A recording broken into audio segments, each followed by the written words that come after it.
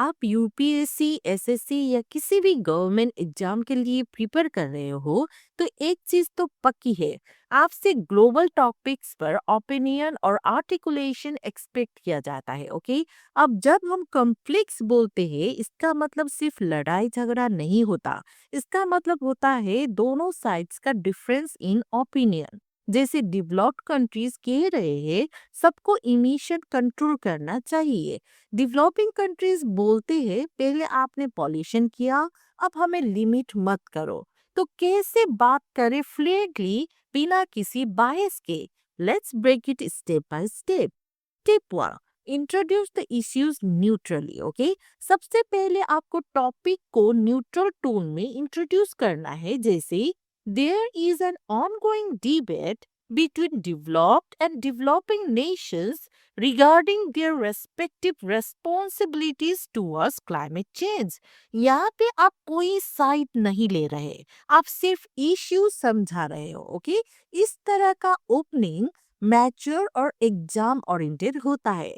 Now step 2, present both sides clearly. अब आप दोनों साइड्स का पॉइंट ऑफ व्यू फ्लुएंटली और रेस्पेक्टफुली एक्सप्लेन करो। ओके, जैसे developed nations argue that urgent action is needed and all countries must reduce emissions immediately. However, developing nations feel that they are still in the growth phase and should be given some flexibility. Okay, यहाँ आप देख सकते हो argue, feel, however जैसे words conflict बताने के लिए use किया जाते हैं, बिना रूट या एग्रेसिव हुए। ओके, आप ये भी कह सकते हो while developed nations emphasize environmental urgency, developing nations highlight economic fairness. Okay, now step 3, use smart connectors for balance। आपकी फ्लुएंसी कनेक्टर से निकलती है। ओके, कुछ यूजफुल कनेक्टर्स आपके सामने रखते हैं।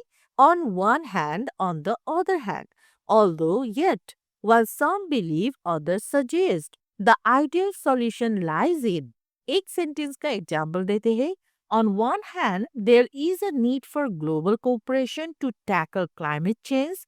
On the other, developing countries must be allowed to grow sustainably. Okay? इस तरह के सेंटेंसेस एग्जामिनर को बताते हैं कि आपका English control plus topic understanding strong है। Okay, now step number 4, wrap up with vision. देखिए, एंड हमेशा होपफुल और पॉजिटिव होना चाहिए। ओके, आप कह सकते हो in the end climate change is a shared challenge. Instead of blame, the world needs collaboration, funding and technology sharing to ensure a greener future for all। ये एक यूपीएससी लेवल मैच्योरिटी वाला conclusion है। Okay, ना बायस ना emotional, सिर्फ visionary. तो दोस्तों, point याद रखना, ग्लोबल कॉन्फ्लिक्ट पे फ्लुएंटली बोलना मतलब किसी की साइड लेना नहीं होता है, बल्कि समझदारी से इश्यू को ब्रेक डाउन करना होता है। जैसे न्यूट्रल से स्टार्ट करो, दोनों साइड्स कामली एक्सप्लेन करो, स्मार्ट कनेक्टर्स यूज करो और विजन के साथ क्लोज करो।